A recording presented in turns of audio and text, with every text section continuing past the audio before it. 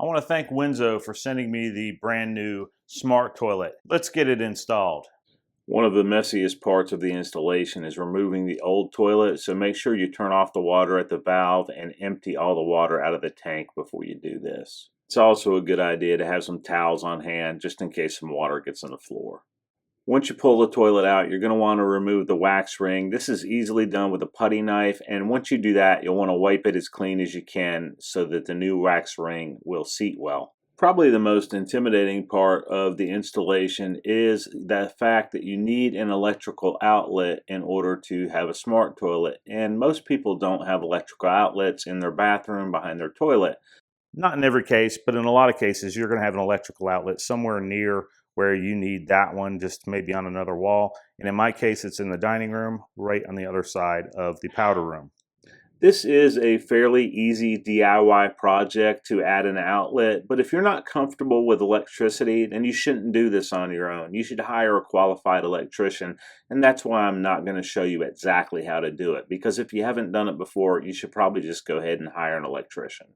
The very next thing we should do is install this special valve that the toilet needs to operate.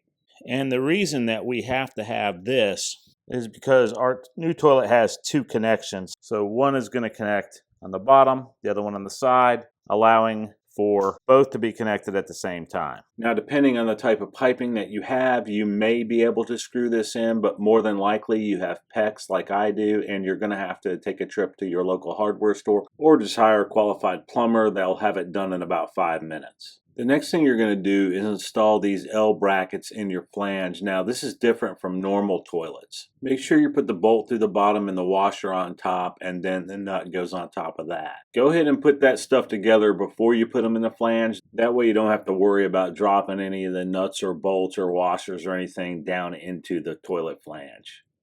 You do want to make sure that both these tabs are parallel to your back wall.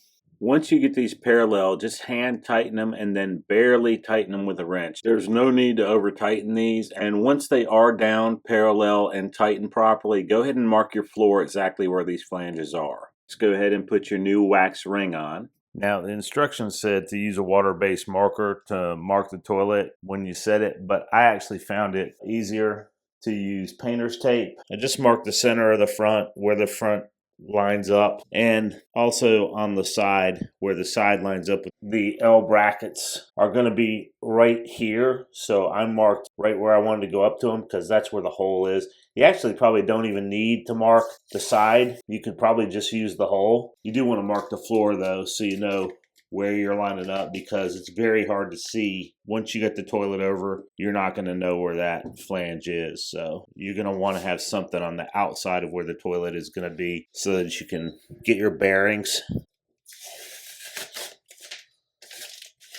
The reason I like painter's tape is it's just easy to clean up. Once you get it set in place, you're going to find 2 long screws with bushings. You're going to put one in each side of the toilet in the hole, and it should grab into that L bracket, and then you just tighten it down. That's what holds your toilet down.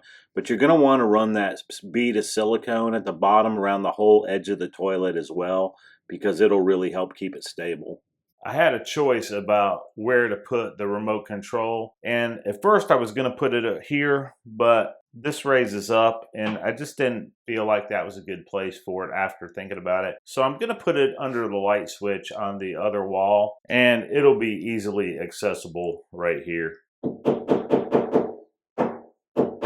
I went ahead and put the screws in. That way I can make sure that I can line them up real easily. But before I do, I'm going to just take off all the backing for the adhesive. And that way, when I screw it down, it's actually going to be double secure. Now all we really have to do is just line up the screws, get them a little started here. Be good to go from there.